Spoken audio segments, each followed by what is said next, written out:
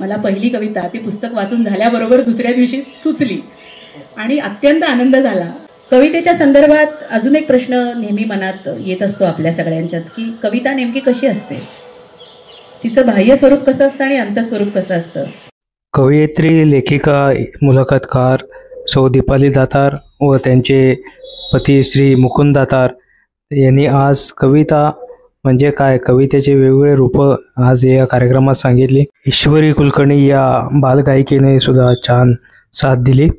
त्याचा हा भाग आपल्यासाठी. नमस्कार मंडळी. अभ्यास मंडळात आपल्या पुढे काव्य मैफिल तळ्यातले आकाश सादर करणार आहेत कवयित्री दीपाली दातार आणि काव्य गायन कुमारी ईश्वरी कुलकर्णी. या काव्य मैफिलीत दीपाली दातार यांच्या निसर्ग विषयक, प्रेमभाव विषयक, स्त्री जाणीवेच्या तसेच चिंतनशील कविता आणि काही हायकू सदृश रचना सादर करतील. काही भाव कविता ईश्वरी कुलकर्णी गाऊन सादर करणार आहेत. थोडक्यात परिचय. दीपाली दातार, शिक्षण BSc मॅथ्स विद्यापीठात प्रथम, MSc मॅथ्स 20 वर्ष IT कंपनीत नोकरी व नंतर स्वेच्छानिवृत्ती. लेखिका, कवयित्री आणि अभिवाचक म्हणून सध्या काम करत आहेत. कवितांच्या जन्मकथांवर आधारित शारदीय मोरपिसे, प्रतिभा रानडे यांच्या समग्र साहित्यावर आणि जीवनानुभवावर पैस प्रतिभेचा आणि स्वरचित कविता संग्रह तळ्यातले आकाश ही 3 पुस्तकं आजवर प्रसिद्ध झाली आहेत. पुरस्कार. पैस प्रतिभेचा या पुस्तकाला महाराष्ट्र साहित्य परिषदेचे लक्षवेधी ग्रंथ पारितोषिक, ग्रंथोत्तेजक संस्थेचे गौरव पारितोषिक तसेच छत्रपती चौथे शिवाजी महाराज अहल्यानगरचा वैचारिक साहित्यासाठीचा राज्य पुरस्कार मिळाला आहे. कुमारी ईश्वरी ऋषिकेश कुलकर्णी सध्या न्यू इंडिया शाळेत इयत्ता 3रीत शिकत असून गेली 4 वर्ष शास्त्रीय व सुगम संगीताचे धडे आदरणीय गुरु स्नेहल खरवटकर नाईक यांच्याकडे गिरवीत आहे. त्याशिवाय गुरु मधोले यांच्याकडेही 1 वर्षापासून शास्त्रीय संगीत शिकत आहे. उल्लेखनीय विशेष. अखिल भारतीय ब्राह्मण महासंघाने आयोजित केलेल्या 2024च्या गायन स्पर्धेत द्वितीय क्रमांकाचे बक्षीस, 2023 झी मराठी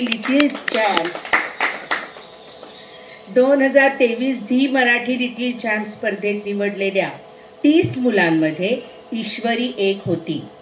भारत गायन समाजाने आयोजित केलेल्या 2025च्या गायन स्पर्धेत अंतिम फेरीत ईश्वरीची निवड झाली. सर्वांना नमस्कार. सर्वप्रथम शीलाताईंनी अभ्यास मंडळात कवितांचा हा कार्यक्रम सादर करायची मला संधी दिली, त्याकरता मी आभार मानते शीलाताईंचे आणि त्यांच्या सर्व सहकार्यांचे आणि तुम्हा सर्व रसिक श्रोत्यांचे. पावसाळ्यातली एक सुंदर संध्याकाळ, आपण तळ्यातले आकाश या कविता संग्रहातल्या कविता ऐकण्यासाठी आज तुम्ही सगळे इथे आलात. तर तुम्हा सर्व रसिक श्रोत्यांची मी मनापासून आभारी आहे. तुम्हा सर्वांना धन्यवाद देते. कार्यक्रमात एक छोटासा उत्स्फूर्त बदल आम्ही केला आहे की एकाच व्यक्तीच्या आवाजात अनेक कविता ऐकताना रसभंग होतो थोडासा, म्हणून माझे पती मुकुंद दातार सुद्धा आज माझ्याबरोबर आहेत, कविता वाचणार आहेत. ईश्वरी गाणार आहे, ते तुम्ही ऐकलंच आहे. तर आम्ही तिघं मिळून तळ्यातले आकाश ही काव्य मैफिल सादर करणार आहोत. माझ्या मिस्टरांचा परिचय थोडक्यात करून देते. ते IT मध्ये नोकरी करतात. आता गेली 30हून अधिक वर्ष त्यांचं काम चालू आहे. आता डिरेक्टर आहेत कंपनीमध्ये आणि स्वतः चित्रकार आहेत. त्यांच्या मातोश्री उत्तम संगीतातल्याच होत्या, म्हणजे गायिका होत्या माझ्या सासूबाई. वडील चित्रकार त्यांचे, माझे सासरे म्हणजे नाटकात काम करायचे. तर आईवडिलांकडून त्यांना वारसा मिळालेला आहे आणि आजच्या कार्यक्रमात ज्या कविता गायल्या जाणार आहेत त्याच्या चाली मुकुंद दातार यांनीच बांधल्या आहेत. तर सर्वार्थानं मला सहकार्य करणारे आणि आजही माझ्याबरोबर आहेत. तर आम्ही तिघे मिळून आता सुरू करतो कार्यक्रम तळ्यातले आकाश. कवितांना, नव्या संग्रहातल्या कवितांना दाद दिली त्याचा मात्र मनोमन आनंद व्यक्त करते, कारण अशी संधी कोणी दिल्याशिवाय ह्या कविता मला सगळ्यांपुढे आणता आल्या नसत्या. खूप आनंद होतोय आज कविता सादर करताना. सुरू करूया आपण.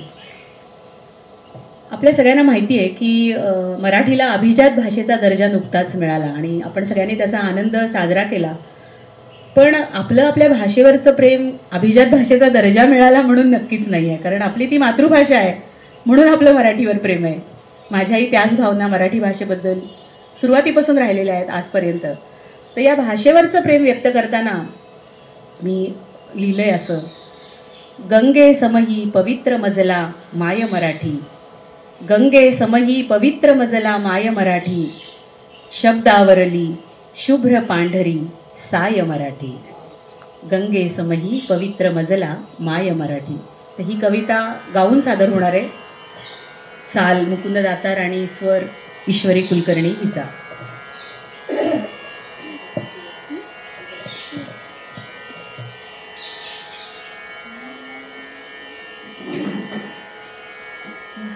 गंगे समही पवित्र मजला माय मराठी, माय मराठी.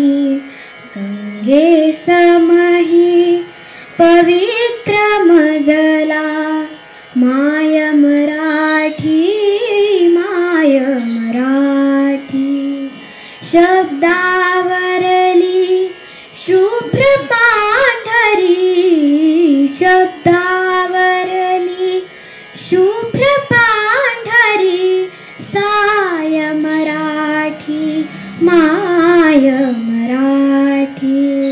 गंगे समही पवित्र मजला माय मराठी, माय मराठी.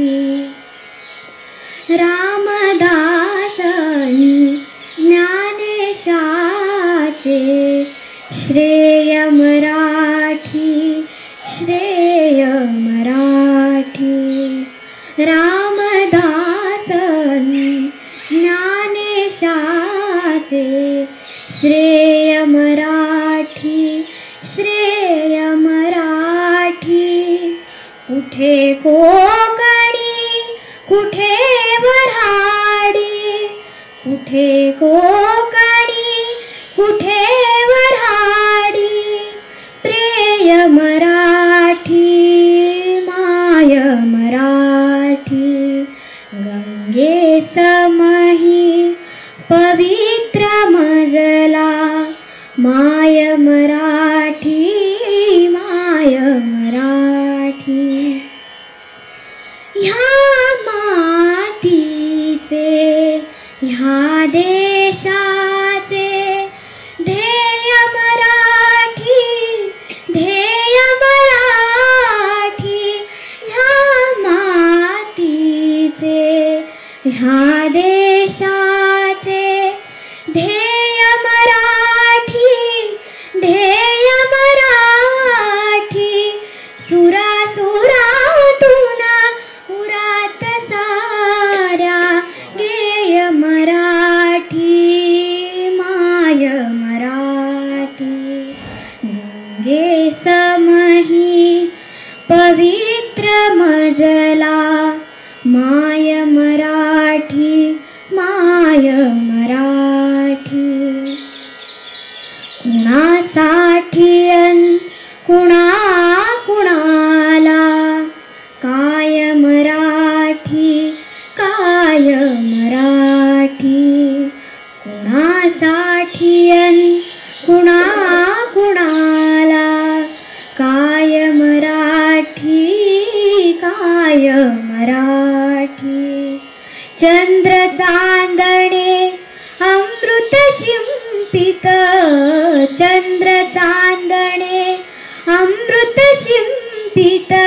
जाय मराठी, माय मराठी.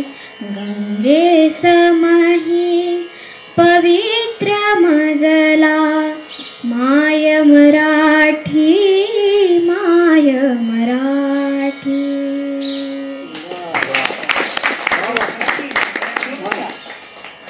काकू, मला एक प्रश्न विचारायचा आहे, विचारू का? तुम्ही पहिली कविता कधी लिहिली? ईश्वरींनी हा प्रश्न मला विचारला होता जेव्हा कविता ती आली होती माझ्याकडे घेऊन की मला हे गाणं म्हणायला आवडेल. म्हटलं मग हा प्रश्न मला इकडे पण विचार, म्हणजे मला सांगता येईल जरा माझा प्रवाससुद्धा. म्हणून तिला हा प्रश्न पुन्हा एकदा विचारायला लावला मी. तर तुला मी आज उत्तर देते त्याचं. ओके. तर झालं असं होतं की मी 9वीत होते आणि माझ्या मैत्रिणीच्या वडिलांनी मला बोरकरांच्या कविता हे पुस्तक दिलं होतं.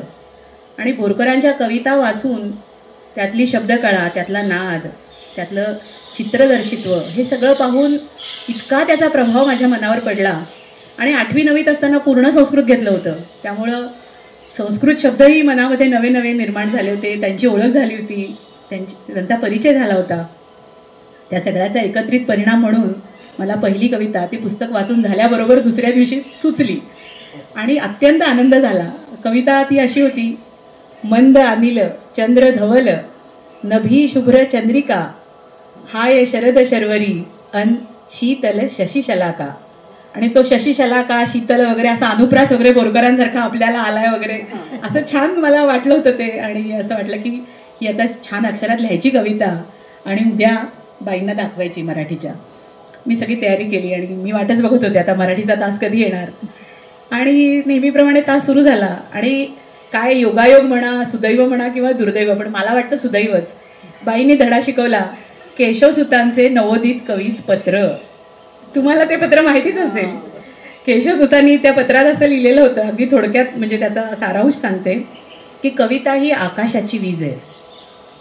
केशवसुत म्हणतात, कविता ही आकाशाची वीज आहे, ती धरू पाहणारे शेकडा 99 आपणास होरपळून घेतात. मी असा 99पैकीच एक आहे, म्हणून म्हणतो भ्रमात असाल तर जागे व्हा. आता हा धडा प्रचंडच होतं त्याच्यामध्ये की घाई कशी करू नये आपण आपली कविता सगळ्यांना सांगण्याची वगैरे. तर आता बाईंना कविता दाखवायची का नाही, म्हटलं नकोच दाखवायला. मी ती वही माझी कवितेची जी काय केली होती ती त्या दिवशीच बंद करून टाकली. पहिली कविता लिहिली आणि वही बंद झाली आणि मनात ठरवून टाकलं की आपण या भ्रमात आणि कविता करण्याच्या फंदात पडायला नको. आणि बाईंना सांगितलं सुद्धा नाही कविता लिहिली असं, घरी कुणाला सांगितलं नाही. मध्ये बराच काळ गेला पण कवितेवरचं प्रेम कमी झालं नाही. कविता मात्र सतत आवडत राहिली आणि नंतर मला वाटते 12-13 वर्षांचा काळ गेला आणि मी पुण्यात नोकरी करता आले. लायब्ररी लावली आणि माझ्या हातात एक सुंदर पुस्तक आलं, मृद्गंध, इंदिरा संतांचा ललित लेखसंग्रह. तो संग्रह वाचून पुन्हा माझं मन इतकं तलम आणि इतकं ते भावप्रवण झालं की मला पुन्हा असं वाटलं की आता कविता लिहायला हवी. पण अशी लिहायला हवी म्हणून कविता काही लिहिता येत नाही. काही काळ गेला आणि अचानक एके दिवशी पुन्हा मला कविता सुचली आणि त्यानंतर मात्र मला सातत्यानं 20-22 वर्ष कविता स्फुरत राहिल्या, आजही स्फुरतात. अर्थातच ही त्या कुणाच्या तरी नियतीची कृपा असं म्हणूया, कुणीतरी देत असतं आपल्याला आणि आपण एक माध्यम असतो. हाच भाव ठेवून मी आजवर लिहित आले. हा प्रवास चालू आहे. पण विचार येतो मनामध्ये की कवीचं कवितेशी नातं कसं असतं नेमकं. हे सांगायचं असेल तर मी शब्दात नाही सांगणार, कवितेतून सांगणार आज तुम्हाला. एक छोटीशी कविता लिहिली या संदर्भात. 4 ओळींचीच कविता आहे पण त्या 4 ओळींना मुक्त शैलीतली रुबाई असं सुद्धा आपल्याला म्हणता येईल. तुम्ही रुबाया हा काव्यप्रकार ऐकला असेल. उमर खय्यामनी फारसी भाषेत पहिल्यांदा रुबाया हा काव्यप्रकार आणला 4 ओळींच्या कवितांचा आणि माधव जुलियनांनी पहिल्यांदा मराठीत त्या आणल्या आणि तेव्हा मराठी साहित्यिकांना, मराठी रसिकांना तो काव्यप्रकार कळला. तर ही बहुतेक सगळ्या रुबाया वृत्तबद्ध आहेत. भूपती वैभवमध्ये अधिक लिहिल्या गेल्यात. नंतरच्या काळात रॉय किणीकरांनी त्या प्रसिद्ध अनेक म्हणजे त्याला फार चांगला दर्जा ज्याला म्हणतो उत्तम दर्जाच्या अत्यंत प्रतिभाशाली असे लेखक ते. तर त्यांच्यामुळे तो सगळा परिचय मला झाला रुबायांचा. रॉय किणीकरांच्या रुबाया वाचताना मी सगळा इतिहासही बघत गेले. पण मी लिहिलेली ही 4 ओळींची कविता रुबाई आहे हे सुद्धा मला अलीकडे कळलं, कारण ती मुक्त शैलीतली आहे म्हणून मी त्याला रुबाई म्हणत नव्हते. तर त्याचा फॉर्म रुबाईसारखा आहे मुक्त शैलीतल्या. ती ऐकूया. ऐकवणार मुकुंद? काय दिसलं शीर्षक आहे. काय दिसलं. फिरायला गेला काय दिसलं. फिरायला गेला काय दिसलं. एक म्हणाला वाहनं, माणसं, कुत्री. एक म्हणाला वाहनं, माणसं, कुत्री. दुसरा म्हणाला झाड, आकाश, पक्षी. मी म्हटलं मी म्हटलं कविता.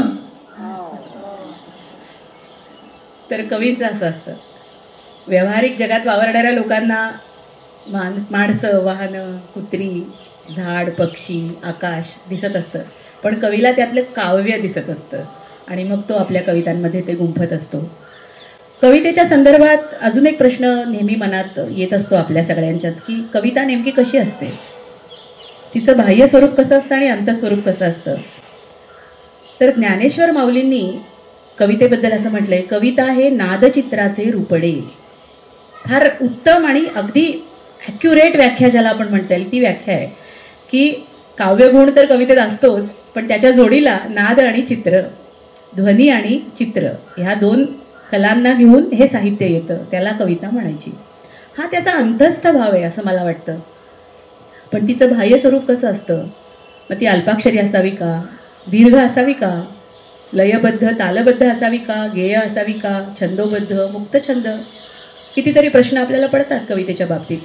आजकाल बरेच जण म्हणतात आजकालच्या कवितांना कविता म्हणायचं का. हा सगळा विचार करत असताना एकदा माझ्या मनात आलं की कविता जेव्हा येते कवीकडे, आशय असतो काहीतरी येतो कुठून तरी, आणि कविता जेव्हा प्रगट होते तर ती आपला घाट, आपला आकार स्वतःच घेऊन येते. बहुतेक सगळ्या चांगल्या कवींचा तोच अनुभव आहे, माझाही तोच अनुभव आहे, हे माझ्या लक्षात आलं. आणि तोच विचार मांडताना मग मला सुचली कविता, ती वाचते आता. कवितेला नसते रूप असं शीर्षक आहे. कवितेला नसते रूप, नसतो आकार अन घाटही. कवितेला नसते रूप, नसतो आकार अन घाटही. कविता असते ढगांसारखी. कविता असते ढगांसारखी, हवा तेव्हा हवा तसा आकार धारण करणारी. आठवांचं, विचारांचं, जुन्या पुराण्या काळाचं अमृत जल साठवून ठेवणारी. बरसेपर्यंत आकाशात थोडी जागा मागून घेणारी. बरसून झालं की कोणताही ठसा आकाशात न उमटवणारी. कवितेला नसते रूप, नसतो आकार अन घाटही. कविता असते बिनपाऱ्याच्या आरशासारखी. कविता असते बिनपाऱ्याच्या आरशासारखी, स्वतःकडे आर पार पाहायला शिकवणारी, प्रतिमांचे अर्थ शोधायला लावणारी आणि एखाद्या अवघड नाजूक क्षणी आरशासारखीच फुटून जाणारी. फुटक्या तुटलेल्या तुकड्यांमधून स्वतःला उसवणारी. कविता जीवनाचं गढूळ आत साठवून खोल तळाशी दडलेलं काही अलगद वर घेऊन येणारी. कधी ढवळून ढवळून आपलाच तळ स्वच्छ करणारी, कधी तळाचा खोलीचा थांगही न लागू देणारी, तर कधी पाण्यात पडलेलं आकाशाचं प्रतिबिंब पाहता पाहता नितळ निळाईत विरघळून जाणारी. कवितेला नसतं रूप, नसतो आकार अन घाटही. कवितेला नसतं रूप. अशी कविता. तर कवितेबद्दल विचार करताना तिसरा प्रश्न जो सगळ्यांनाच पडतो, कविता सुचते कशी कवीला. आपल्याला माहिती आहे संजीवनी मराठे बाईंनी काय सांगितलंय, मी न कुणाला सांगायची कविता सुचते कशी. आणि ते खरंच अवघड आहे. कवीला कविता कशी सुचते हे कोडं असतं आणि ते कुणालाही आजपर्यंत नीटपणे सांगता आलेलं नाही आहे. अतिशय गुंतागुंतीची अशी प्रक्रिया आहे असं मोठे कवी म्हणतात, पण आपण त्यात कशाला पडा. जे काय घडतं ते कसं घडत जातं हे एके दिवशी अचानकच मला एका कवितेत सुचलं किंवा लिहिता आलं असं आपण म्हणूया. म्हणजे कविता झाल्यावर तिच्याकडे पाहताना वाटलं की अरे ही सुचण्याची प्रक्रियाच आहे की काय. बहुधा कदाचित ही एकमेव नसेल, पण ही एक असेल त्यातली. तर ती आता ती कोण ते तुम्हीच ठरवा, मी सांगणार नाही. ती असं कवितेचं शीर्षक आहे. जेव्हा मी माझ्यातच असते आत्ममग्न, जेव्हा मी माझ्यातच असते आत्ममग्न, तेव्हा ती हळूच येते माझ्यापाशी. तेव्हा ती हळूच येते माझ्यापाशी. ओढते पदर विचारांचा आपल्या निरागस बोटांनी. दूर करते खोटं दिखाव्याचं सावट अन दाखवते त्या आड दडलेलं निखळ निरलस सौंदर्य. मग मग मीही चालू लागते तिचं बोट धरून, शोध घेत नव्या नव्या सत्याचा, सौंदर्याचा. तसं सगळं जग बदलत जातं. आता माझ्या फुलदाणीत खोटी कागदी फुलं नसतात. आता माझ्या फुलदाणीत खोटी कागदी फुलं नसतात. त्यांना लाभलेला असतो रंग अन गंध, असं म्हणतात भरून राहणारा. कारण त्यांना तिचा स्पर्श झालेला असतो. मंगेश पाडगावकरांना एकदा विचारलं की वेंगुर्ल्याचा पाऊस कसा माया करीत येतो. तर म्हणाले ही कविता तुम्हाला कशी सुचली, पाऊस पडत होता का. तर म्हणाले मी लोकल मधनं जात होतो अशीच सुचली. खरंय, कविता अशी अचानक येते. ती चमक असते, म्हणजे ती एक चमकदार गोष्ट असते की त्याशी कविता लिहायला त्यामुळे वेळ नाही लागत, पण सुचायला वेळ लागतो. कथा लेख बसून लिहिता येतात, पण कविता अशा लिहिता येत नाहीत. त्या व्हाव्या लागतात किंवा त्या येतात कुठून तरी आपल्याकडे. प्रतिभा आणि कविता आणि वेदना यांचं नातं जितकं सनातन आहे तितकंच वेदना आणि स्त्रियांचं नातंही सनातन आहे. स्त्रियांना जे सोसावं लागतं त्याविषयी पुष्कळच लिहिलं गेलंय मराठी साहित्यात. खरंय, तू म्हणतोयस ते. खूप ठिकाणी आपण वाचतोच स्त्रियांचा सोस. अनेक स्त्रीवादी साहित्यातून आपण त्याचा अनुभव आपल्या आजूबाजूच्या जगण्यातही आपण अनुभव घेत असतो. तर एकूण स्त्रियांच्या जगण्याकडे पाहताना काय मनात आलं त्याच्या एक 3-4 रचना मी आता सादर करते. तशी मी स्त्रीवादी लेखिका किंवा त्या पद्धतीनं लिहिणारी मुलगी नाही किंवा बाई नाही, कारण खरोखरीच मला तितकं काही भोगावं लागलेलं नाही आहे. पण आपल्या आजूबाजूंच्या जगण्यामध्ये आपण काही पाहतो, कुणाचं दुःख पाहतो, त्यानंतर जे मनात आलं त्यावरच्या या 2-4 रचना. त्यातली पहिली आहे साज. साज दागिना या अर्थाने.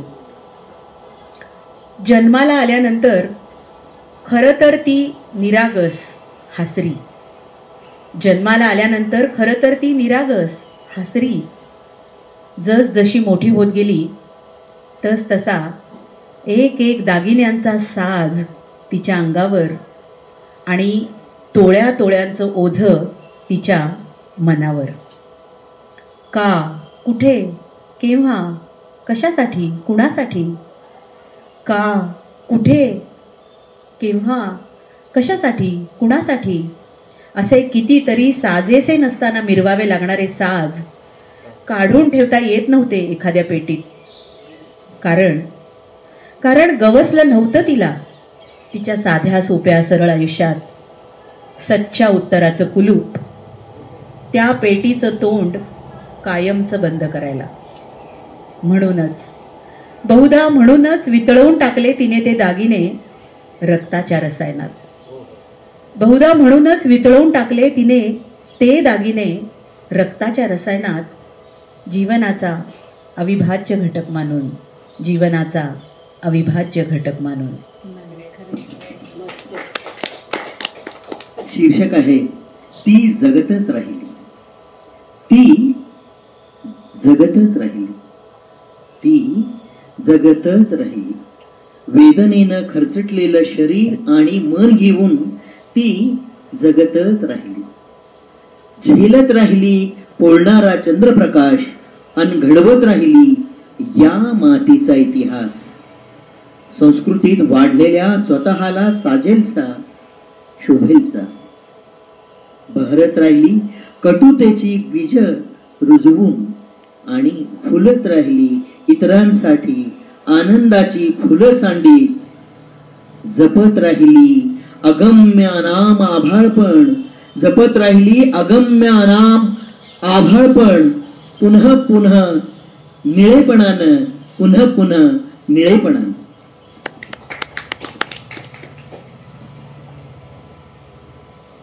स्त्रीवादीच कविता पुढची किंवा स्त्री जाणीवेची म्हणूया. असं एक वळण.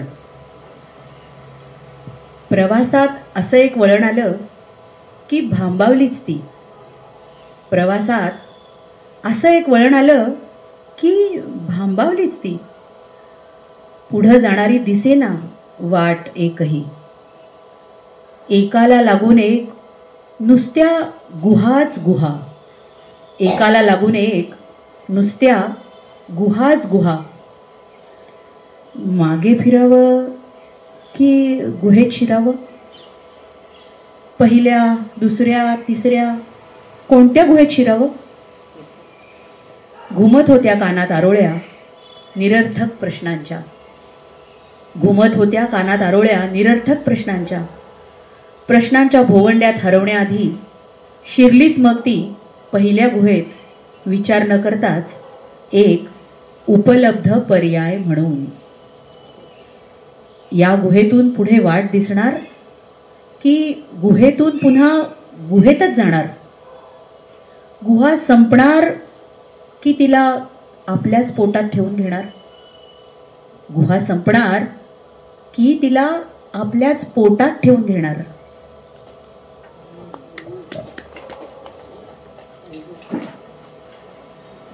लाडकं असं एक व्यक्तिमत्व घरात असतं, ते म्हणजे आजी. सगळ्यांच्याच मनाच्या कोपऱ्यात ती घट्ट बसलेली असते. माझी आजी माझ्या लाडकी होती आणि बहुतेक ईश्वरीची पण सगळ्यांचीच. तर त्या आजीचं शब्दचित्र, शीर्षक आहे टिक टिक टिक टिक. अक्षर ओळख नसलेल्या आजीला आजारी अवस्थेत 15 वर्ष एकाच जागी पडून राहताना लागायचं टोले देणारं घड्याळ भिंतीवर सोबत म्हणून. अक्षर ओळख नसलेल्या आजीला आजारी अवस्थेत 15 वर्ष एकाच जागी पडून राहताना लागायचं टोले देणारं घड्याळ भिंतीवर सोबत म्हणून. वाचता आलं नाही तरी मोजता येतात टोले म्हणायची ती. वाचता आलं नाही तरी मोजता येतात टोले म्हणायची ती. मध्येच कधी बंद पडलं घड्याळ की अस्वस्थ व्हायची. काळाचा वेळेचा संपर्क तुटतो म्हणायची. आजीला जाऊन किती किती वर्ष झाली. काळ काम वेगाच्या धांदलीतही टिकटिकत राहतात आठवणी रात्रंदिवस. आताशा बंद पडलं घड्याळ की भानावर येतं मन. सांगतं वर्तमानाशी जोडून घे स्वतःला आजीसारखं. वर्तमानाशी जोडून घे स्वतःला आजीसारखं. कुणीतरी बंद पडलेलं भिंतीवरलं टोल्याचं ते घड्याळ पुन्हा चालू करतं आजीची आठवण म्हणून. तेव्हा तासा तासाला पडणारे टोले गडद गडद होत जातात. सेकंदा सेकंदाला, मिनिटा मिनिटाला ऐकू येत राहते tick tick tick tick tick tick tick tick.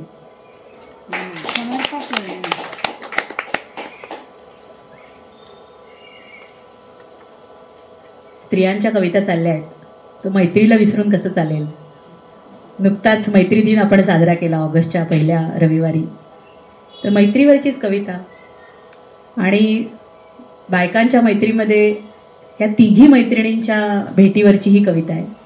त्याची थोडीशी जन्मकथा सांगते. फार औचित्यपूर्ण आणि मजेशीर झाली ही गोष्ट. आणि प्रतिभाताई रानडे आपल्या सगळ्यांना माहिती आहेत, तर त्यांचा संदर्भ आहे म्हणून तो आवर्जून सांगते की मी गीतांजली जोशी म्हणजे नासी भडक्यांच्या कन्या, आम्ही दोघी मिळून प्रतिभाताईंना भेटायला गेलो होतो काही कामानिमित्त. आणि आमच्या गप्पा रंगल्या. गप्पांमध्ये दुर्गाबाईंच्या आठवणी प्रतिभाताई सांगत होत्या, दुर्गाबाई भागवतांच्या. सगळेच रमून गेलो होतो आणि बोलता बोलता किती काळ गेला कोणाला कळलंच नाही. 10-10:30ला त्यांच्या घरी गेलेलो आणि 1 वाजत आला आणि एकदम अचानक लक्षात आलं की अरे बापरे उशीर झालाय. गीतांजली ताई म्हणाल्या अगो फार उशीर झालाय, मला निघायला हवं आता. आणि चटकन निरोप घेऊन त्या निघाल्या. घरी वाट बघतायत मिस्टर माझे. मलाही वाटलं की आपण फारच वेळ घेतला प्रतिभाताईंचा, आपल्यालाही निघायला हवं. मग मी निरोप घेतला, घरी आले. घरी आल्यावर प्रतिभाताईंना व्हॉट्सअपवर मेसेज केला की फार छान वाटलं भेटून, आज मजा आली. त्यांचाही मला रिप्लाय आला लगेचच व्हॉट्सअपवर की मलाही तुम्हा दोघींना भेटून फार फार बरं वाटलं. आणि सांगू का, मला ना आज माझा पैस सापडला. ते वाक्य इतकं माझ्या मनाला भिडलं आणि मी म्हटलं हो फार काव्यात्मक झालं सगळं आज. तर त्या म्हणाल्या मला काय वाटलं अजून सांगू का तुला, आपण आठवणींचा जिम्मा खेळलो आता. हो, तर मग प्रतिभाताईंनी ह्या सगळ्या गप्पांना आठवणींचा जिम्मा म्हटलं ह्याच्यावर कविता व्हायलाच हवी, मग तू लिही म्हणाल्या पटकन. आता अशी सुचली पाहिजे ना, पण पुढच्या 1-1.5 दिवसातच मला ते जुळून आलं सगळं. हे सगळं आमचं बोलणं मनात होतं आणि ते जुळलं आणि कवितेचं शीर्षक झालं झिम पोरी झिम. आपण तिघी लहानपणीच्या जीवाभावाच्या जन्मोजन्मीच्या सख्या. आपण तिघी जीवाभावाच्या लहानपणीच्या जन्मोजन्मीच्या सख्या. मध्ये किती काळ जातो पण भेटतोच आपण पुन्हा पुन्हा. कुठून कुठून काय काय गोळा करून आपापल्या बंद मुठी घेऊन येतो आपण. कुठून कुठून काय काय गोळा करून आपापल्या बंद मुठी घेऊन येतो आपण. प्रत्येक भेटीत खेळतोच आपण झिम्मा आपापली वय विसरून. झिम्मा सुरू झाला की हळूहळू सैल होत जातात बंद मुठी प्रत्येकीच्या. झिम्मा सुरू झाला की हळूहळू सैल होत जातात बंद मुठी प्रत्येकीच्या. मग आठवणीच आठवणी टपटपत राहतात पागोळ्यांसारख्या गारांसारख्या. विचारांची फुलं सडा घालतात जाईजुईसारखा. आवाजही न करता ओघळून पडतात भावभावनांचे मणी. हरवलेला पैस गवसत जाताना. अजून खेळायचे खूप बाकी असते. अजून खेळायचे खूप बाकी असते. तरीही थांबतो झिम्मा अचानक. घड्याळाचा काटा किती उशीर म्हणत आईसारखा एक सणसणीत धपाटा पाठीत घालतो तेव्हा झालेच आले आले असं म्हणत गोळा करायच्या घरभर सांडलेल्या गारा भिंगोऱ्या फुलं मणी आणि भरून घ्यायच्या मुठीच्या मुठी. गच्च भरलेल्या मुठी उघडायच्या नाहीत निरोपाच्या क्षणीही. गच्च भरलेल्या मुठी उघडायच्या नाहीत निरोपाच्या क्षणीही. फक्त डोळ्यांनी म्हणायचं झिम पोरी झिम झिम पोरी झिम झिम पोरी झिम.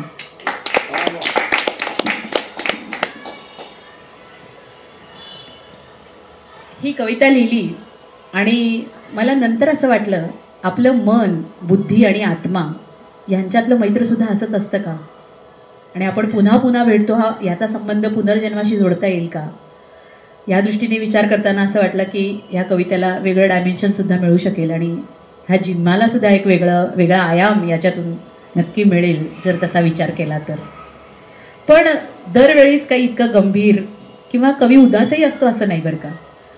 बालकवींची आनंदी वृत्ती निरागस मन अनेकदा कवींच्या कवितेतून डोकावत असतं. तसाच हलका फुलका तरल मूड असलेली कविता आता ऐकूया मुकुंदकडून. शीर्षक आहे रमत गमत.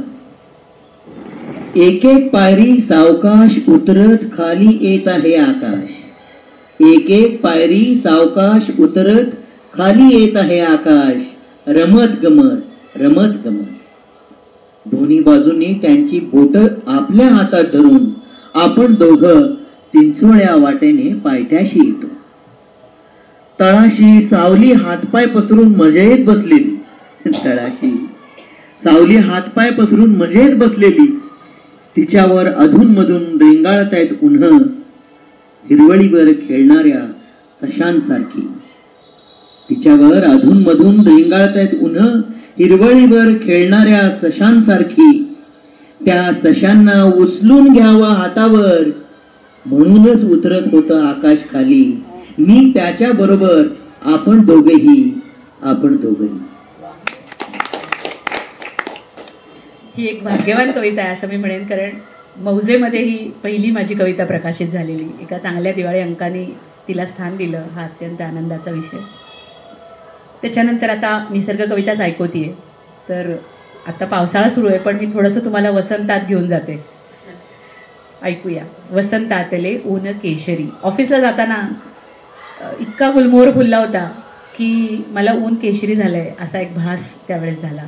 आणि ते जे काय आहे ते मी या कवितेतनंच सांगणार आहे आता. शीर्षक आहे वसंतातले ऊन केशरी. वसंतातले ऊन केशरी आणिक थोडी झुळूक कोवळी अंगावरती त्याला झेलून गुलमोहराला चढते लाली. वसंतातले ऊन केशरी. वसंतातले ऊन केशरी कुहू कुहू पंचमलावत बसते. आम्र तरुला फुटता मोहर तप्त तरीही तृप्त भासते. वसंतातले ऊन केशरी. वसंतातले ऊन केशरी चंदन वाळा लावून बसते, आणि बहावा फुलू लागता पिवळे होऊन लाज लाजते. वसंतातले ऊन केशरी, वसंतातले ऊन केशरी, भूल पडावी मला निरंतर, शुभ्र मोगरा दारी येता, गंधित होई लावून अत्तर. वसंतातले ऊन केशरी, वसंतातले ऊन केशरी, वळीव शिंपी गुलाब पाणी, नव्या ऋतूची पूर्व तयारी, साद तयाची येई कानी. वसंतातली ऊन केशरी, वसंतातली ऊन केशरी, तुला मला जरी रोज भेटते. वसंतातले ऊन केशरी, तुला मला जरी रोज भेटते, गुलमोहराच्या तळाशीच ना वसंतातली उसंत मिळते. गुलमोहराच्या तळाशीच ना वसंतातली उसंत मिळते. काकू, पावसावरच्या कविता ऐकवा ना. बरोबर आहे, पावसाळा सुरू आहे त्यामुळं वसंतात गेलो तरी तुला पावसाची आठवण होणं साहजिक आहे. आणि छान आठवण करून दिलीस, कारण मलाही 2 पावसाच्या कविता ऐकवायच्याच होत्या या निमित्तानं. आणि त्या 2 कवितांना छान काही घटना घडल्या होत्या. तर त्यातली पहिली कविता आहे, त्याचा अनुभव सांगते. तुम्हाला माझ्या ओळखीतून कळलं असेलच, परिचयातून, की मी IT कंपनीत नोकरी करत होते. तर ऑफिसमध्ये काम करत होते आणि इतका छान पाऊस सुरू झाला बाहेर, मला भिजावंसं वाटत होतं बाहेर जाऊन. तुम्हाला ती जी वपू काळेंची गोष्ट आठवत असेल, JK मालवणकर. तो कसा ऑफिसमध्ये हावडे टाकून ऑफिसच्याच गच्चीवर पतंग उडवतो. मला असं वाटलं की आत्ता हावडे टाकावं आणि आपण बाहेर भिजून घ्यावं, पण असं काही करणं शक्य नव्हतं, कारण अर्ध्या 1 तासातच मीटिंग होती, त्याची तयारी करायची होती. हा वेडेपणा मला करता येणार नव्हता. पण ऑफिस जे असतं ITचं, ते तुम्हाला माहिती की काचेच्या बंद खिडक्या, आणि आम्हाला बाहेरचं सगळं दिसत असतं पण बाहेर जाता येत नसतं. अडकून पडलेलो असतं आत आम्ही. बाहेर इतका छान पाऊस पडत आहे, मनाला आनंद झाला आहे. ती जी अवस्था आहे, मी पाऊस पाहतेय आणि आमच्या पावसाच्या आणि माझ्यामध्ये काचेची एक भिंत आहे जणू काही. तर तो सगळा अनुभव कवितेत बद्ध झाला. ती कविता अशी आहे. पारदर्शी खिडकीतून. सावळे मोर आकाशात, सावळे मोर आकाशात, तालावर मुके नर्तन, सृजनशील बरसण्याचे ओठ मिटून निमंत्रण. मुके वारे मुका पाऊस, मुके वारे मुका पाऊस, पारदर्शी खिडकीतून, पडद्या मागून ऐकू येई मुका शब्द मुकी धून. भरते आले आनंदाला उरात जागी मुकी खूण, भिजते आहे पान पान, झिरपत राही हिरवे मौन, झिरपत राही हिरवे मौन. हळूहळू धुसर होत जमते आहे शुभ्र धुके, हळूहळू धुसर होत जमते आहे शुभ्र धुके. सावळे मोर हिरवे मौन, सारेच आता फिके फिके, सारेच आता फिके फिके.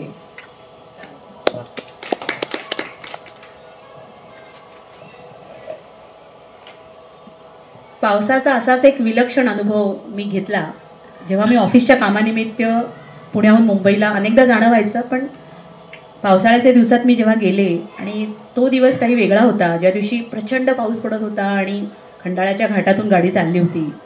आणि तो सगळा अनुभव एक घरी परतल्यावर 2 दिवसांनी शब्दबद्ध झाला. कवितेचं शीर्षकच आहे त्याच्यातून तुम्हाला तो, आणि सोपी आहे कविता, ऐकताना कळेल, त्यामुळे मी अधिक त्याच्याबद्दल सांगणार नाही. शिवालय असं शीर्षक आहे. वनराई तांडव करिता हे विश्व शिवालय बनते, वनराई तांडव करिता हे विश्व शिवालय बनते. अन काळा डोंगर माथा मज पिंड सावळी दिसते. मी शुभ्र धुक्याची सुमने परडीत दरीच्या भरते, मी शुभ्र धुक्याची सुमने परडीत दरीच्या भरते. हिरवाई वृक्षलतेची तबकात पूजेच्या सजते. अभिषेक कृष्ण मेघांचा, अभिषेक कृष्ण मेघांचा पिंडीवर संतत धार. पाझरे पहाडा मधुनी जलनाद मधुर ओंकार. मी राऊळात या शिरता ना कुतूहल आता उरते.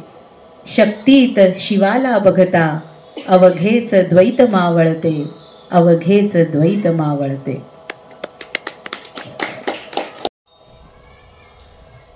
निसर्गामध्ये शक्ती आणि शिवाचं एकरूप होणं, ते अद्वैत आपण जरी अनुभवत असलो तरी रोजच्या व्यवहारी जगण्यात पावलोपावली आपल्याला सर्वत्र द्वैतच दिसत असतं. आणि हे द्वैत म्हणजेच माया, आणि तोच सृष्टीचा ऐश्वर्य योग. सृष्टीत वावरत असताना स्त्री पुरुष, माणूस निसर्ग, माणूस आणि इतर प्राणीमात्र आणि भवताल यांच्यामध्ये परस्पर नातं प्रेम रुजत असतं, फुलत असतं. आणि या नातेसंबंधात जगत असताना आपल्याला काही रंगीबेरंगी अनुभव येत असतात. त्यातून आपलं जीवन समृद्ध, परिपक्व होत असतं. त्या समृद्ध होण्याच्या आणि त्या भावभावनांच्या आणि अनुभवांच्या अशा काही कविता आता आपण ऐकूया. त्यातली पहिली कविता आहे गंध. ह्या कवितेची आणखी एक आठवण अशी आहे की राजहंस पुस्तकपेठ आणि साहित्यसूची अशा 2-3 महत्त्वाच्या संस्थांनी एक कविता लेखन स्पर्धा, स्वरचित कविता लेखन स्पर्धा श्रावण महिन्यात अनेक वर्षांपूर्वी आयोजित केली होती. आणि संदीप खरेंनी परीक्षण केलं होतं आणि ह्या कवितेला पहिला क्रमांक मिळाला होता. एक छोटीशी आठवण. तरल नाजूक असं संवेदन आहे. गंध पटकन निसटेल, त्यामुळं कान देऊ नका. तुला फुलं हवीत म्हणून मी अंगणातलं झाड हलवलं हलक्याच हातानं. तुला फुलं हवीत म्हणून मी अंगणातलं झाड हलवलं हलक्याच हातानं. तशी फुलं तितक्याच हळुवारपणानं तुझ्या ओटीत सांडली.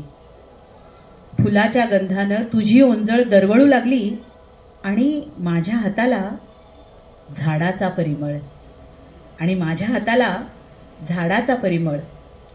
झाडाला गंध असतो फुलांहून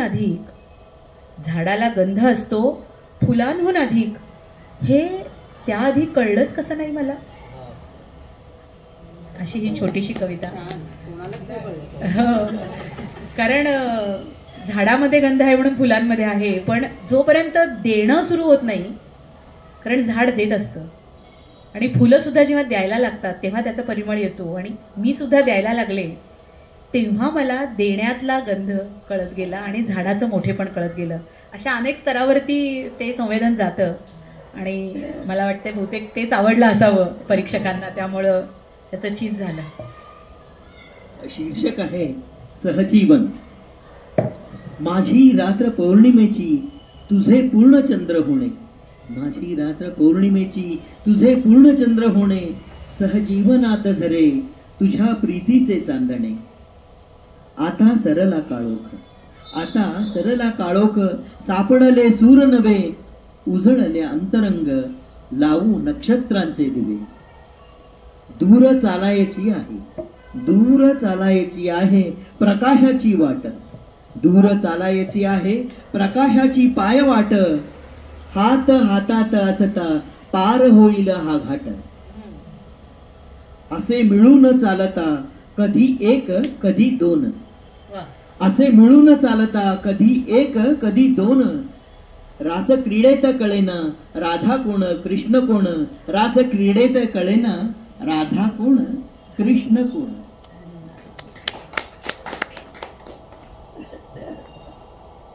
एका ज्येष्ठ प्राध्यापकांनी कविता माझ्या वाचून मला सांगितलं की तुझ्या काव्यात सुरेश भटांच्या काव्याचं अनुकरण नाहीये, पण त्याला मी समस्फुरण म्हणेन असं ते म्हणाले. तर माझ्यासाठी फार मोठं बक्षीसच होतं हे. आणि सर मला म्हणाले की तुझ्या संवेदनेची जात तीच आहे जी भटांची आहे, हे लक्षात ठेव. मला फार आनंद झाला हे ऐकून. माझा मोठेपणा नाही सांगायचा आहे मला इथं, पण या निमित्तानं भटांची आठवण निघाली, कविवर्य सुरेश भटांची. तर गझल गीतांकडे वळूया असं मला वाटलं. तर काही 2-3 रचना, गझल म्हणणार नाही मी कारण गझलांचे नियम थोडे वेगळे असतात. गीताच्या अंगानं जाणारी गझल असं या लेखनाचं स्वरूप आहे. पण शेवटी आशय महत्त्वाचा, भाव महत्त्वाचा, या दृष्टीने आपण याच्याकडे बघूया. तर पहिली गझल मी वाचून सादर करते, मग दुसरी गझल गाऊन ईश्वरी सादर करणार आहे.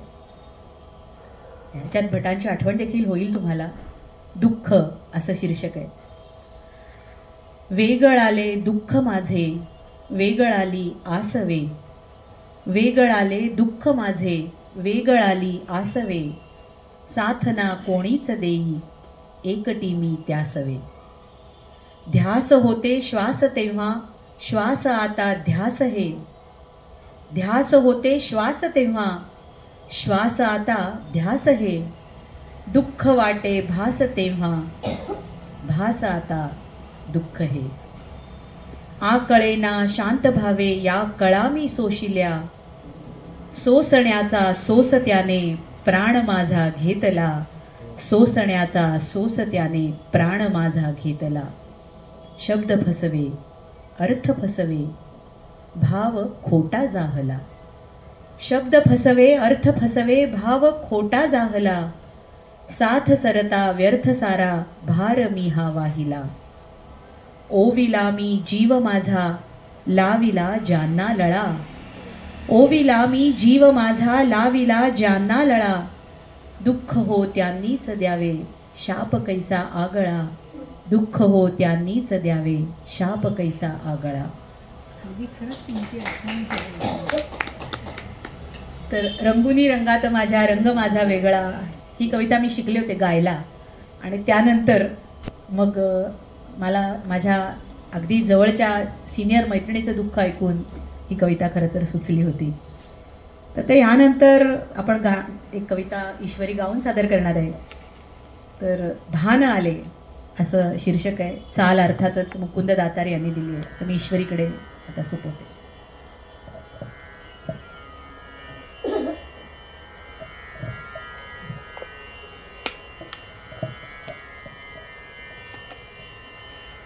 हात तू हातात माझे घेतले, हात तू हातात माझे घेतले, संगतीने चालण्याचे भान आले, संगतीने चालण्याचे भान आले. वाद मी तुका तुझ्याशी घातला, वाद मी तुका तुझ्याशी घातला, पण बोलताना ऐकण्याचे भान आले, बोलताना ऐकण्याचे भान आले. तू मला द्यावे तसे रे मी तुलाही, तू मला द्यावे तसे रे मी तुलाही, काय द्यावे काय घ्यावे भान आले, काय द्यावे काय घ्यावे भान आले. वाट गर्दीची कितीही चालले मी, चालले मी, वाट गर्दीची कितीही चालले मी, चालले मी, शांत वाटेने रुजावे भान आले, शांत वाटेने रुजावे भान आले.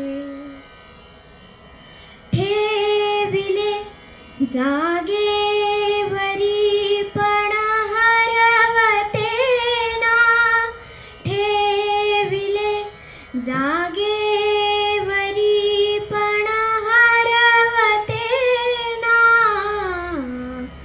नेमके शोधावयाचे भान आले, नेमके शोधावयाचे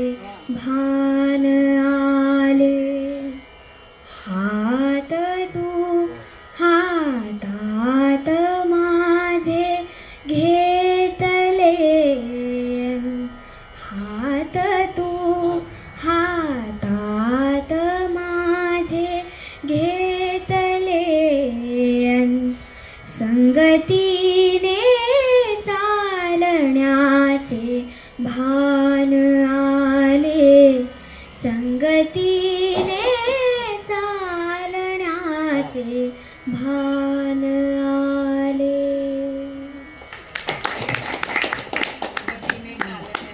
आणि खरं म्हणजे हे सगळं कळायचं वय नसताना इतकी सुंदर सादर करते ईश्वरी, तर आम्हा सगळ्यांना कौतुक आहे. खरंच कमाल आहे. तिचे बाबा आलेत, या ना इथे बसा पुढे. आपल्याला ईश्वरीला थोडं तिच्या काही उद्याच्या परीक्षेमुळे लवकर सोडायला लागणार आहे, तर जी कविता शेवटी प्लेस केली होती ती थोडी आधी आपण तिने बसवली आहे, त्यामुळे ती आधी ऐकूया, काही हरकत नाही असं मला वाटतं. म्हणजे तिला अभ्यासाला आपण मोकळं करू, तिसरीत आहे आणि परीक्षा चालू आहे शाळेत तिची, त्यामुळे तिचा आपण नको आणि मग पुढे आपण कविता वाचूया, काही हरकत नाही. पण तिने छान बसवली. आणखी एक कविता आहे, त्याच्यामध्ये एक प्रार्थना आहे. आता खरं आपण गझलांमध्ये आहोत, तर तो भाग आपण ठेवूया आणि प्रार्थना ऐकूया, कारण आपली अनौपचारिक मैफिल आहे, तर काही हरकत नाही असं करायला, असं मला वाटतं. तर देता यावे असं शीर्षक आहे त्याचं, तर ती प्रार्थना ईश्वरी सादर करते.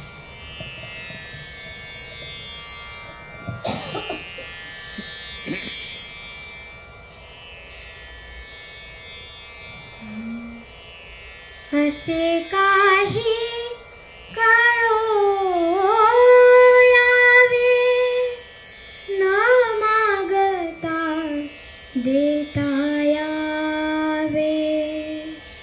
असे काही कळो यावे न मागता देता यावे. माझे येथ असे काय तुझे तुला देता यावे. तुझे तुला देता यावे. देता देता ऋणातून आज थोडे मुक्त व्हावे. नक्षत्रांचे ऐसे दान अर्घ्य देण्यासाठी हवे. अर्घ्य देण्यासाठी हवे. असे काही कळो यावे न मागता देता यावे. डोळा सागराचे पाणी मन आकाशाचे व्हावे. डोळा सागराचे पाणी मन आकाशाचे व्हावे. अनंताचे अंतरंग हृदयात मिसळावे.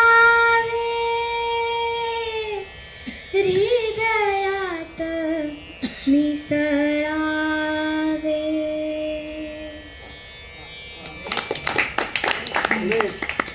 ईश्वरीचे खरंच खूप आभार मानायला हवेत आणि त्या परमेश्वराचे आभार मानायला हवेत की तिच्या गळ्यात इतका सुंदर सूर दिलाय. तर तिला आपण शुभेच्छा देऊया. हा सूर तिनं आयुष्यभर जपावा आणि परत कधीतरी तिची भेट घडवूया आपण काही वेगळ्या निमित्ताने. तिला परत गाण्यासाठी नक्की बोलवूया आपण, असं मला वाटतं.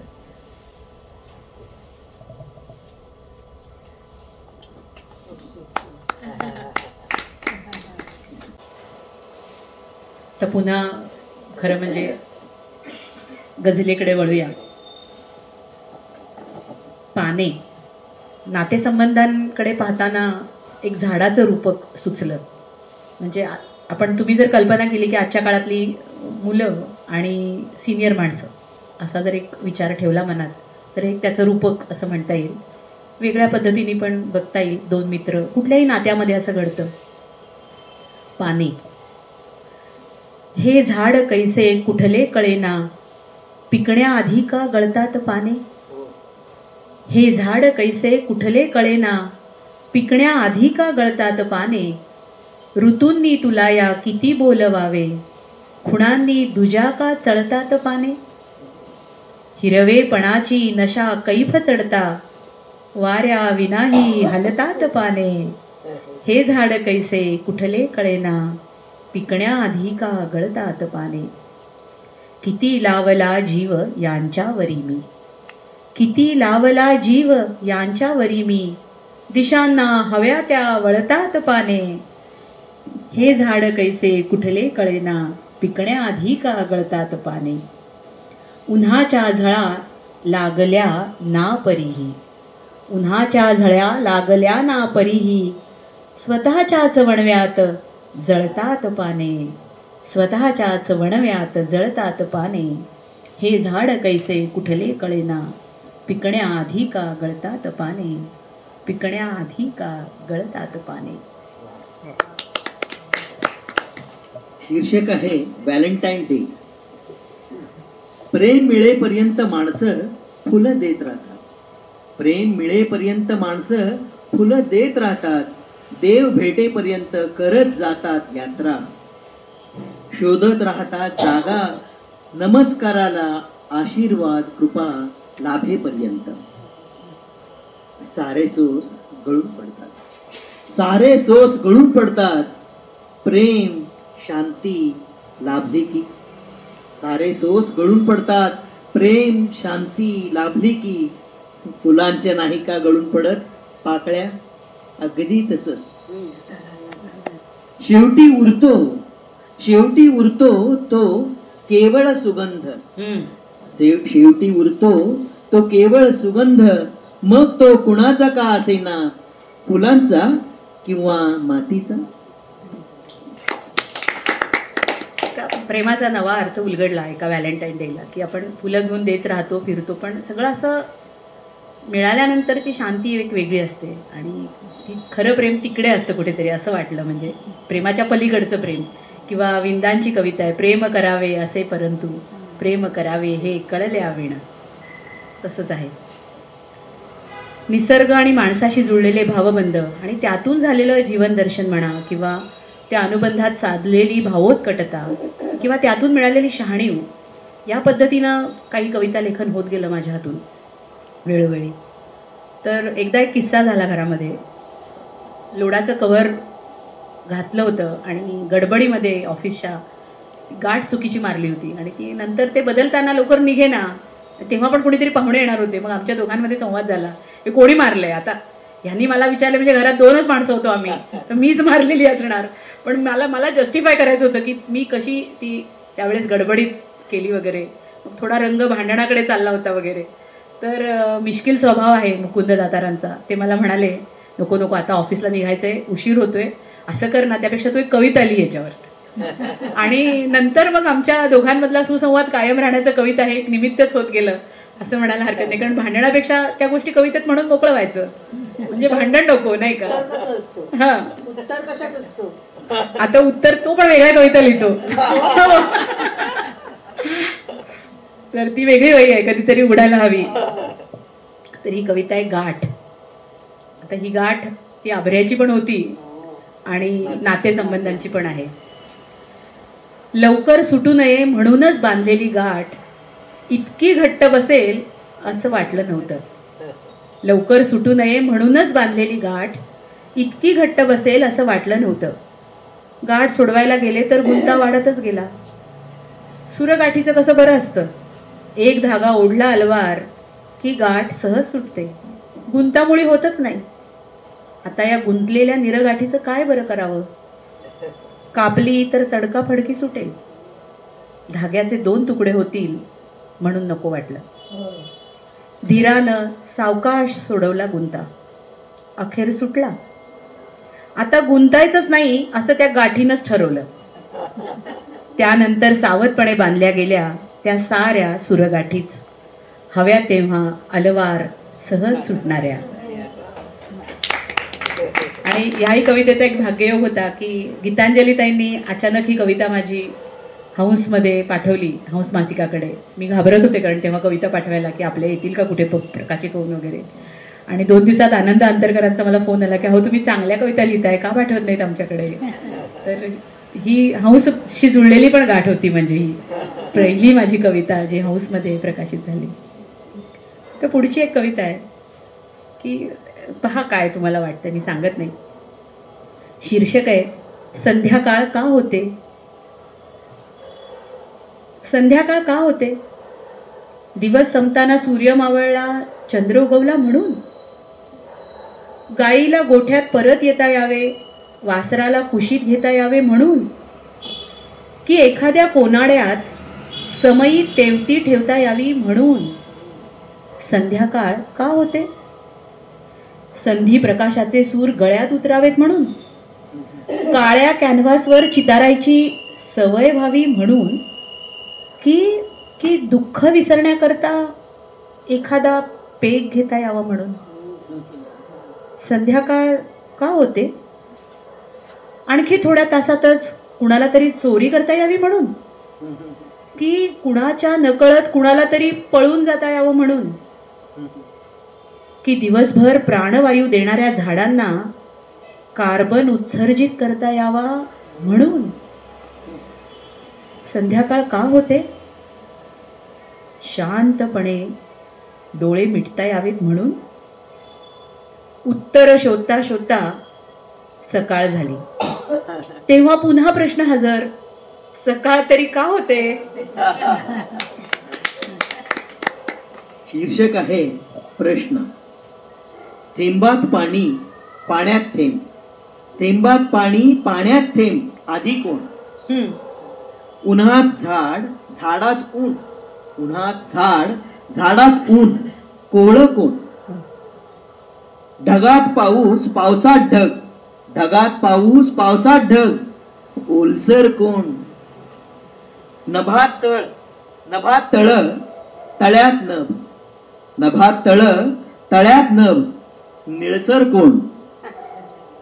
मनात काळ काळात मन, मनात काळ काळात मन, गुंतलंय कोण? शून्यात जग शून्यात जग, जगात शून्य, शून्यात जग जगात शून्य, अपूर्ण कोण? अपूर्ण कोण?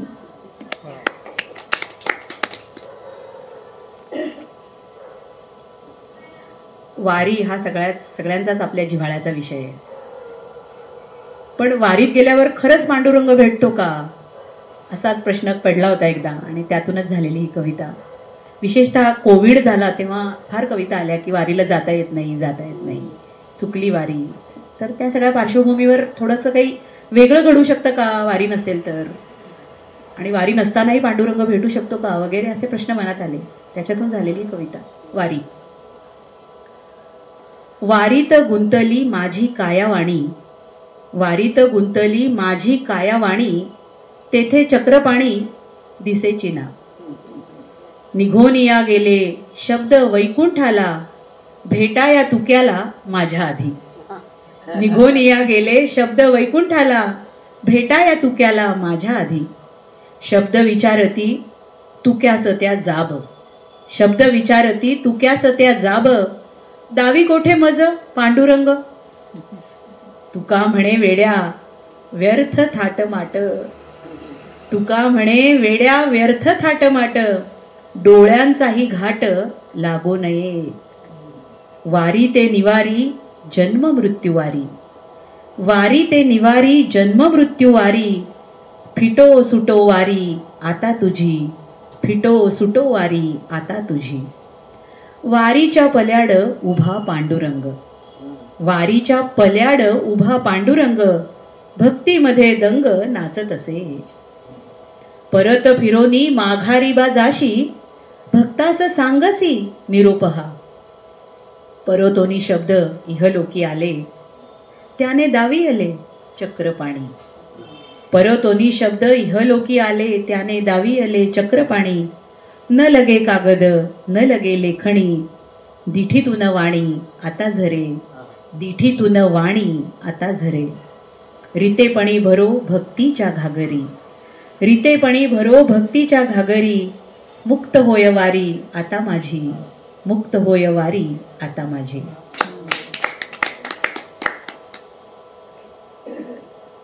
थोड्याशा सामाजिक जाणीवेच्या असं नाही म्हणता येणार, पण आपल्यातला मी सुद्धा कधी कधी सामाजिक असतोच की नाही, कारण समाजातला एक भागच असतो आपण. तर आपल्यातला एक मध्यमवर्गीय मी मला एकदा फार कसा तरीच वाटला, आणि त्याच्याबद्दल लिहिलेली कविता की आपण कोणीच नाही आणि आपण काहीच करत नाही, असं काही वेळेस आपल्याला एक फिलिंग येत असतं की काय आहे, म्हणजे मी फारच क्षुद्र आहे आणि आपण असतोच, पण कधी कधी ते त्या भावना फार तीव्र आणि गडद असतात. कुणी उन्हे झेलली, कुणी आकाश पेलले, कुणी उन्हे झेलली, कुणी आकाश पेलले, मी सुखाच्या झोक्यांचे धाक घेत राहिले. कुणी भाकरीचा चंद्र केला, कुणी चंद्राची भाकरी, कुणी भाकरीचा चंद्र केला, कुणी चंद्राची भाकरी, मी चंद्र आणि भाकरीचे माप घेत राहिले. कुणी बंगले बांधले, कुणी स्वप्न पाहिले, मी स्वप्नातल्या बंगल्याचे व्याज देत राहिले. मी स्वप्नातल्या बंगल्याचे व्याज देत राहिले. कुणी वेडे होऊन जगले, कुणी शहाणे म्हणून जगले, मी मात्र शहाणपणाचे वेड पांघरत राहिले. कुणी जगता जगता मेले, कुणी मरता मरता जगले, कुणी जगता जगता मेले, कुणी मरता मरता जगले, मी केवळ आयुष्याचे श्वास मोजत राहिले. मी केवळ आयुष्याचे श्वास मोजत राहिले. शीर्षक आहे मनाचे रस्ते. आताशा मनाचे रस्तेही खचाखच भरलेले, आताशा मनाचे रस्तेही खचाखच भरलेले, विचारांच्या दुचाकी, 3 चाकी, 4 चाकी धावतायत अखंड. कठीण झालंय शांतपणे चालणं, कुणी भेटलं तर थांबून बोलणं. गर्दीत हरवल्या आहेत निवांत जागा, नि आपुलकीचा धागा. दमछाक होईपर्यंत पळताना उडतील का कधीतरी हृदयाच्या तळ्यावरून कल्पनांचे सुंदर पक्षी. विहरतील का कधी मनाच्या निळ्या भोर आकाशात अन काढतील फुलपाखरांची संवेदनशील नक्षी. मनाच्या महानगराचे होईल का एखादे कोकणातील खेडे, मनाच्या महानगराचे होईल का एखादे कोकणातील खेडे, जिथे वाहतील शुद्ध पाण्याचे झरे, उगवेल कोळी हिरवळ, सापडेल एकांत, होईल गर्दीचा अंत, निवांत निवांत अगदी निवांत. विशेषतः पुण्या मुंबईतलं ट्रॅफिक आणि ते ट्रॅफिक बाहेर आहे तसं मनातही आहे, हा भाव होता की विचारांच्या दुचाकी 3 चाकी मनात सुद्धा धावत असतात, असा भाव. त्याचं कोकण होईल का, असा तो भाव होता. IT क्षेत्राचा वारंवार उल्लेख येणं स्वाभाविक आहे, कारण मी त्या क्षेत्रात काम करते. तर एक आत्मचरित्रात्मक कविता असं म्हणता येईल अशी ही कविता आमच्या क्षेत्रात काम करणाऱ्या सगळ्यांचीच, आणि विशेषतः IT मध्ये काम करणाऱ्या कलावंत मनाला काय त्रास होतो त्या संदर्भातली. आणि ह्याला एक छान समीक्षा याची केली आणि याचं थोडंसं उदात्तीकरणच केलं पुंडे सरांनी. अलीकडेच ते प्रकाशित झालंय साप्ताहिक सकाळमध्ये परीक्षण. तर त्यांनी असं म्हटलंय की आजची पिढी सुख ओरबाडत फिरते शनिवार रविवार. फार योग्य शब्दात सरांनी उल्लेख केला. आणि ते म्हणाले की ह्या तरुण पिढीला ह्या IT मध्ये कैद झाल्यानंतर आलेली व्यग्रता पाहताना समाजाची संस्कृती वर्धनाची शक्तीच क्षीण होत चालली की काय, असा एक भाग आहे झालेला आहे आता. तो विचार येतो आणि ही कविता त्या संदर्भात काही सांगणारी, ती जाणीव व्यक्त करणारी आहे. तर सरांचं हे फार उदात्तीकरण असलं तरी थोडंफार त्याच जाणीवेनं कविता नक्की जातीये, ती ऐकवते. राहून गेले काही, खिसा पोट भरता भरता राहून गेले काही, गाणी गोष्टी गप्पा टप्पा विसरून गेले बाई. उगवतीचे मावळतीचे सूर्य चंद्र तेही, किती म्हणून किती सांगू व्यग्र झाले बाई. सकाळपासून रात्रीपर्यंत नुसती घाई घाई, सकाळपासून रात्रीपर्यंत नुसती घाई घाई, कशासाठी पळत आहोत तेच कळत नाही. हे हवे ते हवे मोह सुटत नाही, हे हवे ते हवे मोह सुटत नाही, सुपर वुमन बनले तरी हौस फिटत नाही. जमा खर्च हिशेबात बोटे बुडली दाही, जमा खर्च हिशेबात बोटे बुडली दाही, कोऱ्या कागदाची हाक ऐकू येत नाही, कोऱ्या कागदाची हाक ऐकू येत नाही. कागद लिहा लिहा म्हणतायत पण लिहायला वेळ नाही, असा जो एक भाग झाला होता त्याच्यावरती हे लिहिलं गेलं. आता ऐकूया आजच्या AIच्या काळातील कविता. AI माहिती, आर्टिफिशियल इंटेलिजन्स सगळ्यांना. तर ती कविता.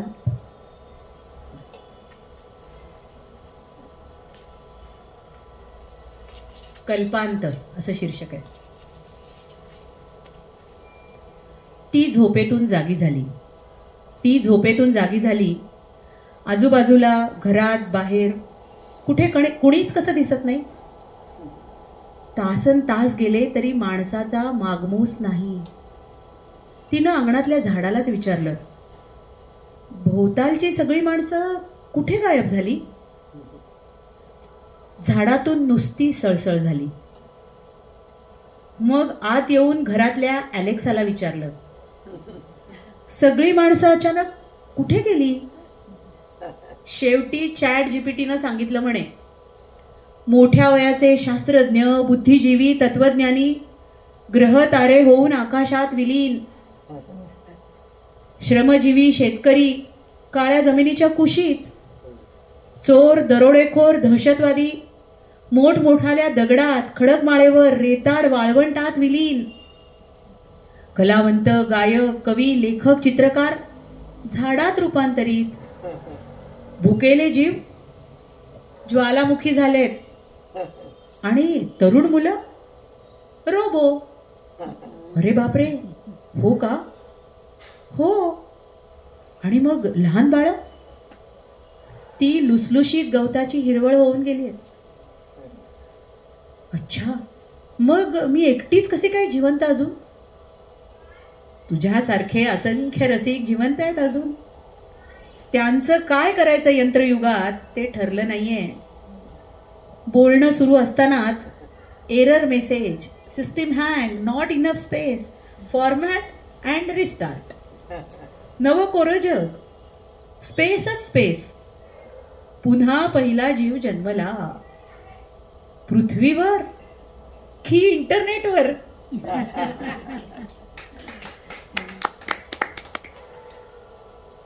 आता थोडंसं कविता पुष्कळ ऐकवल्या मी. आता अगदी शेवटाकडे येऊया. क्षणिका नावाचा एक भाग मी या तळ्यातल्या आकाशमध्ये घातला आहे. तर बऱ्याच जणांना कुतूहल असतं की क्षणिका म्हणजे नक्की काय आहे. जुन्या लोकांना माहिती आहेत, कणिका वगैरे ऐकल्याच आहेत. हायकू माहिती आहे आपल्या सगळ्यांना. शिरीष पैंनी हायकू हा काव्यप्रकार रुजवला आपल्याकडे. पहिल्यांदा त्यांनीच आणला रादर असं आपण म्हणूया. तर माझं शिरीष पैंना भेटणं झालं 2011 मध्ये. आणि त्या भेटीत त्यांनी आम्हाला कविता तर ऐकवल्याच, पण हायकू पण ऐकवले. आणि त्यांना कसा सुचला, विजय तेंडुलकरांनी त्यांना पहिल्यांदा जपानी भाषेतल्या इंग्रजीत भाषांतरित झालेलं हायकूंचं पुस्तक दिलं. किती काळ त्यानंतर गेला तो प्रकार मुठीत यायला. फार छान आठवणी होत्या त्या. आणि मला इतकं आकर्षण वाटलं. म्हणजे एखादा हायकू मी शिरीष पैंचं ऐकवते त्यांचं स्मरण म्हणून. एक झुळू एका क्षणात सगळ्या पानात. काय 3 ओळींची ताकद आहे असं मला वाटलं. आणि हायकूमध्ये काय असतं की निसर्गात जे दिसतं किंवा जसं घडतंय तसं त्यामध्ये मी येत नाही, पण त्यामध्ये मी किंवा आपला भाव आला की त्याला हायकू सदृश्य म्हणायचं. म्हणून या क्षणिकांना मी हायकू सदृश्य म्हणते. कारण कुठे प्रतिमा आल्या आहेत, कुठे मी आलाय, कुठे भावभावना आल्या आहेत म्हणून. पण काही ठिकाणी हायकू जमले सुद्धा आहेत. पण मी एक सर्वसाधारणपणे यांना हायकू सदृश्य रचना, कारण या 3 ओळींच्याच आहेत. 3 ओळींच्या या छोट्या छोट्या रचना ज्याला मी क्षणिका असं म्हटलंय, तर त्या एक 10-12 क्षणिका ऐकवते. बर्फाळ गोठलेली हवा, बर्फाळ गोठलेली हवा बधिरतेला विस्कटत फडफडला पाखरांचा थवा, फडफडला पाखरांचा थवा. बर्फाच्छादित रस्त्यावर पाय ठेवू कसे, बर्फाच्छादित रस्त्यावर पाय ठेवू कसे, उमडतील ना काळे ठसे. कोरड्या विहिरीला 2 थेंब ओले, कोरड्या विहिरीला 2 थेंब ओले डोळ्यांनी दिले. इथे एक छान समीक्षण झालं होतं या 3 ओळींचं पण, की थेंब ओलेच असतात. मग का लिहिलं असेल परत थेंब ओले? तर विहिरीचं कोरडे पण गहिरं व्हावं म्हणून ते खरं तर ते आपसूक आले, पण त्याच्यात ती एक छोटीशी कलाकृती होऊन गेली हे नंतर लक्षात आलं. पुढची क्षणिका. खणू नकोस ना अजून खोल, खणू नकोस ना अजून खोल, राहू दे तशीच आतली ओल. राहू दे तशीच आतली ओल. चार चार थेंब पावसाचे अंगावर आले, चार थेंब पावसाचे अंगावर आले, पाखराचे गाणे सुरू झाले. एका पाखराची हालचाल, एका पाखराची हालचाल, त्यानंही भरून गेले आभाळ. जुन्या दिवसांची पक्षी, जुन्या दिवसांचे पक्षी आले आहेत परत तुझ्या नि माझ्या डोळ्यात. पाणी मारून भाजी, पाणी मारून भाजी, ठेवताना ताजी, सुकत गेली भाजीवाली, सुकत गेली भाजीवाली. अशा पुष्कळ 50 एक क्षणिका आम्ही लिहिलेल्या आहेत त्याच्यामध्ये पुस्तकामध्ये. अशा खूप ऐकवता येतील, पण वेळेअभावी आता थांबते इथे. गाण्याने मैफिलीचा शेवट करायचा होता, पण काहीतरी एका चांगल्या गोष्टीने आपण शेवट करूया. त्यासाठी संग्रहात नसलेली एक कविता, माझ्या एका शब्दवैभव नावाचं एक मंडळ पुण्यात होतं कवींचं. तिथे 10-12 मैत्रिणी आम्ही भेटलो आणि आम्ही अनेकदा भेटतो मैत्रिणी. तर त्यातल्याच एका मैत्रिणीनं मला सांगितलं की तू इतकी लिहितेस आणि काय काय छान छान घटना घडत आहेत तुझ्या आयुष्यात, तर लेखिका किंवा एक लिहिणारी कवयित्री म्हणून तू काय मागशील देवाकडे, असं तुला म्हटलं तर तू पसायदानाच्या पद्धतीने काही लिहू शकशील का. मी म्हटलं अगं असं अवघड आहे, असं सुचणं पण कठीण आहे. तर प्रयत्न करते, बघूया. सुचेलच असं माहीत नाही, पण पुढे 3-4 दिवसांनी तो विषय डोक्यात होता म्हणून सुचलं आणि मग ते लिहिलेलं आता सादर करते. आता देवी वागीश्वरी, आता देवी वागीश्वरी, मागणे हेची तवदारी, शब्दास दे माधुरी पक्व फळांची. विचार भावना बुद्धीचे भंगलेपण जावो, विचार भावना बुद्धीचे भंगलेपण जावो, स्वधर्मे लेखन होवो लेखणीतून. प्रतिमा मूर्त अमूर्त अलंकारादि सौष्ठव, आशय विषय वैभव लेखना येवो. शब्दांचे होऊन दास, शब्दांचे होऊन दास, ठेवोनी चित्त उदास, पाहण्या नवल विशेष दृष्टी लाभो. वाङ्मय व्रतींची मांदियाळी वाढू देत भूमंडळी, वाङ्मय व्रतींची मांदियाळी वाढू देत भूमंडळी, समाधान कमळ तळी फुलू देत, समाधान कमळ तळी फुलू देत. करिता शब्द साधन प्रतिभा होवो प्रसन्न, करिता शब्द साधन प्रतिभा होवो प्रसन्न, हेची एक दान देवावेजी, हेची एक दान देवावेजी. पुन्हा एकदा आभार मानते. या कविता तुम्ही छानपणे ऐकल्यात सगळ्यांनी. आजच्या कार्यक्रमाचा विशेष असा की आपल्याला कविता ऐकताना कंटाळा आला नाही. नाहीतर कधी कधी असं होतं की वृक्ष कविता काय आपल्याला कंटाळा येतो, तसा झालं नाही. नंतर वेगवेगळ्या त्यांनी प्रकारामधल्या कविता आपल्याला ऐकवल्या, म्हणजे गझल असेल, क्षणिका असेल, आणि त्यातल्या भावना व्यक्त करण्याचं कविता हे किती छान साधन आहे हे त्यांनी दाखवलं. म्हणजे वेदना असेल, सहजीवन असेल किंवा निसर्गाविषयी असतील, खूप छान भावना त्यांच्या ह्याच्यात व्यक्त केला. मी असं म्हणते की कुठल्या तरी शक्तीचा वरदा असतोच त्यांच्यावर असावा, म्हणून त्यांना इतक्या चांगल्या कविता सुचतात. धन्यवाद.